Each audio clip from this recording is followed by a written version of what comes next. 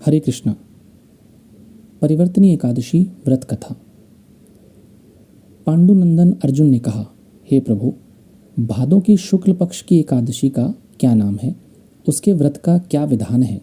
उस एकादशी के उपवास को करने से किस फल की प्राप्ति होती है? हे कृष्ण, कृपा करके यह सब समझाइए। श्री कृष्ण ने कहा, हे पार्थ, भाद्रपद माह के शुक्ल पक्ष की एकादशी को जयंती एकादशी भी कहते हैं। इस एकादशी की कथा के सुनने मात्र से ही सभी पापों का शमन हो जाता है और मनुष्य स्वर्ग का अधिकारी बन जाता है। इस जयंती एकादशी की कथा से नीच पापियों का भी उद्धार हो जाता है। यदि कोई धर्मपरायण मनुष्य एकादशी के दिन मेरा पूजन करता है तो मैं उसको संसार की पूजा का फल दे देता हूँ। जो मनुष्य मेरी पूजा करता है उसे मेरे लोक की प्राप्ति होती है, इसमें तनिक भी संदेह नहीं है। जो मनुष्य इस एकादशी के दिन भगवान श्री वामन का पूजन करता है वह तीनों देवता अर्थात ब्रह्मा, विष्णु और महेश की पूजा करता है। हे पार्थ, जो मनुष्य इस एकादशी का उपवास करते हैं उन्हें इस संसार में कुछ भी करना शेष नहीं रहता। इस एकादशी के दिन भगवान विष्णु करवट बदलते हैं, इसलिए इसे परिवर्तनीय एकादशी भी कहते हैं। यह सुनकर विस्मित होकर अर्जुन ने कहा, हे जनार्दन, आपके वचनों को सुनकर मैं भ्रम में पड़ गया हूँ कि आप किस प्रकार सोते तथा करवट बदलते हैं। आपने बलि को क्यों बांधा और वामन रूप धारण करके क्या लीलाएं की? चातुर्मास्य व्रत का विधान क्या है तथा आपके शयन करने पर मनुष्य का क्या कर्तव्य है? कृपा कर आप सविस्तार पूर्वक कहिए। भगवान श्री कृष्ण ने कहा, हे कुंती पुत्र अर्जुन, अब तुम समस्त पापों का शमन करने वाली इस कथा का ध्यानपूर्वक श्रवण करो। त्रेता युग में बलि नाम का एक असुर था।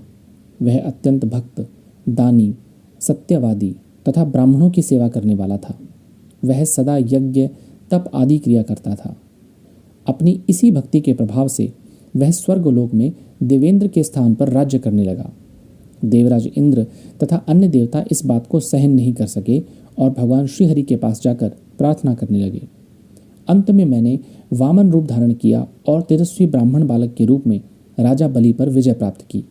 यह सुनकर अर्जुन ने कहा, हे लीलापति, आपने वामन रूप धारण करके उस बलि को किस प्रकार जीता?